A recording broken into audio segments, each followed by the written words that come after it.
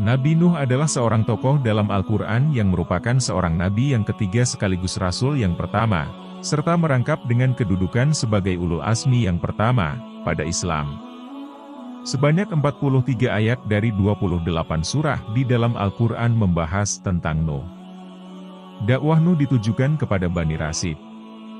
Nabi Nuh diutus oleh Allah Subhanahu wa Ta'ala untuk mengajarkan tauhid.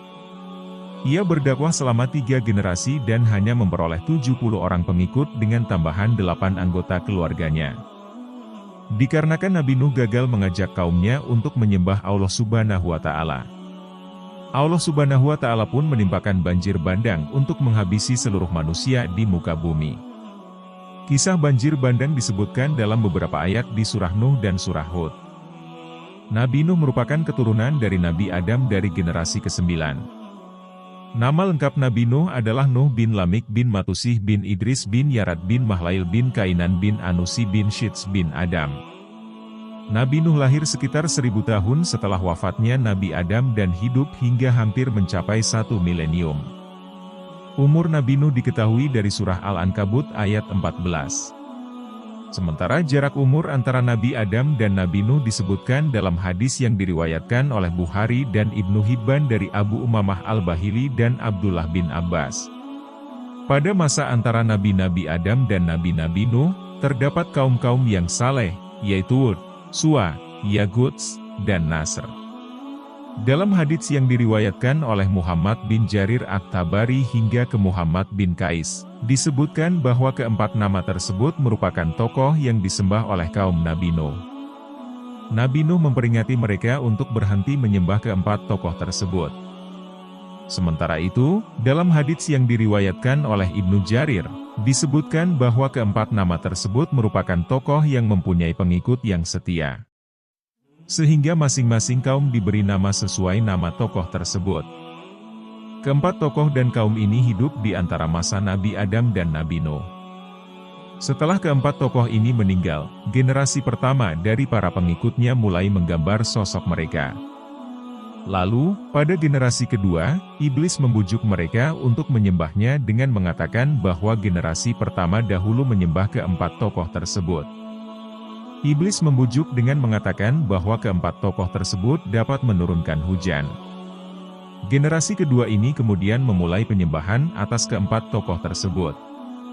Nabi Nuh merupakan salah satu manusia yang diberikan wahyu oleh Allah Subhanahu wa Ta'ala dan dipilih olehnya sebagai rasul. Informasi kerasulan Nabi Nuh diperoleh dari surah An-Nisa, ayat 163. Kerasulan Nabi Nuh juga diketahui dari surah Ali Imran ayat 33 dan 34. Nabi Nuh merupakan rasul pertama karena ia yang pertama kali diperintah oleh Allah Subhanahu wa Ta'ala untuk berdakwah kepada suatu kaum. Menurut keterangan Ibnu Jarir At-Tabari, Nabi Nuh berdakwah kepada Bani Rasyid.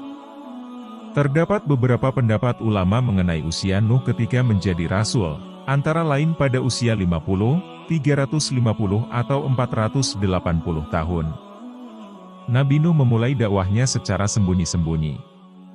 Setelahnya ia berdakwah secara terang-terangan dengan memberikan motivasi dan peringatan kepada kaumnya. Sejak Nabi Nuh memulai dakwahnya, kaumnya menganggap dirinya sebagai orang yang sesat.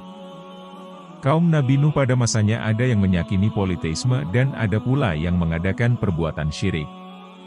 Nabi Nuh berdakwah kepada kaumnya selama 950 tahun. Jumlah pengikutnya tidak lebih dari 80 orang. Suatu ketika, Nabi Nuh kemudian berdoa kepada Allah Subhanahu wa Ta'ala.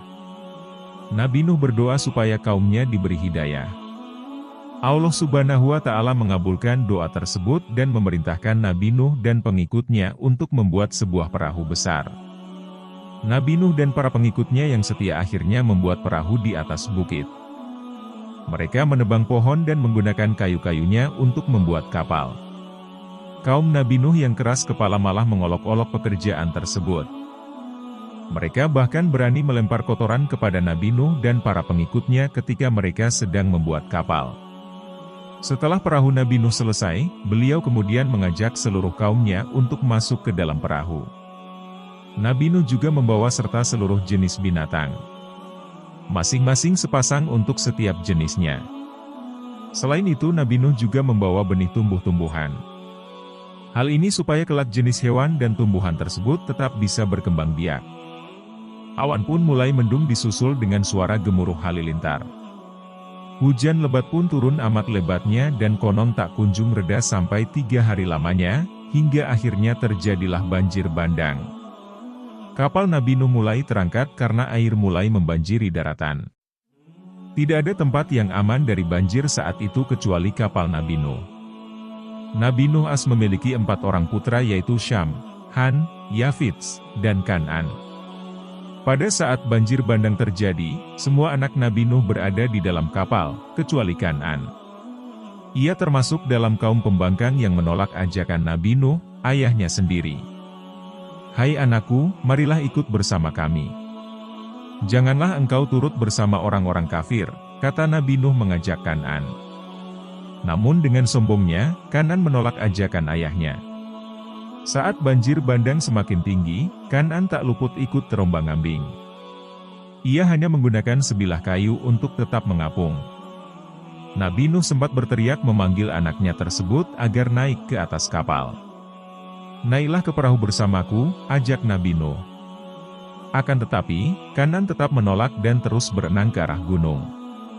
Padahal Nabi Nuh telah memperingatkan Kan'an bahwa tidak akan ada yang selamat dari azab Allah Subhanahu wa Ta'ala.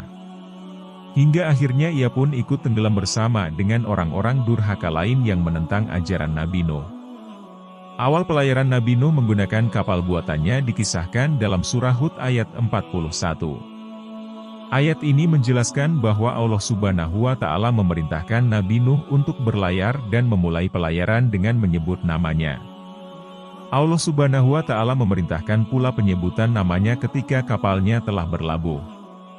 Ada yang berpendapat bahwa banjir bandang menimpa seluruh wilayah di dunia. Dalilnya pada surah Hud ayat 42 dan 43. Ayat 42 menjelaskan bahwa ombak yang timbul akibat banjir bandang mencapai ketinggian gunung. Bukti lain yang menguatkan pendapat mereka adalah penemuan fosil gajah purba di wilayah Siberia dan Kutub Utara. Sementara itu, terdapat pendapat yang menyatakan bahwa banjir bandang yang menimpa kaum Nuh hanya bersifat lokal. Dalilnya adalah bahwa setiap nabi diutus hanya kepada suatu kaum tertentu.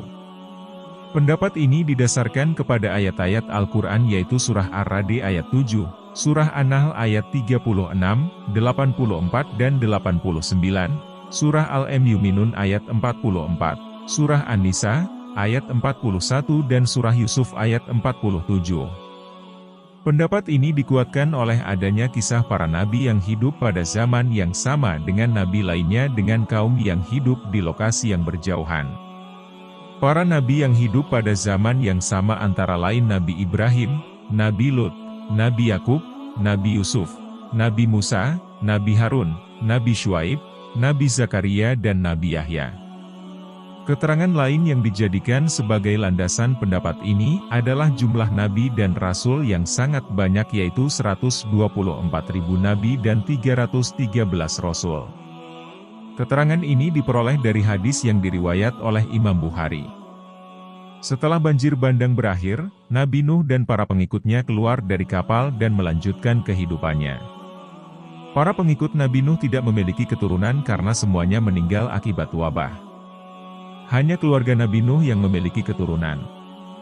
Keterangan bahwa hanya keturunan Nabi Nuh yang meneruskan generasi umat manusia dijelaskan dalam surah As-Saffat ayat 77. Ibnu Katsir meriwayatkan bahwa anak Nabi Nuh yang melanjutkan keturunan manusia ada 3 yaitu Sem, Ham dan Yafits.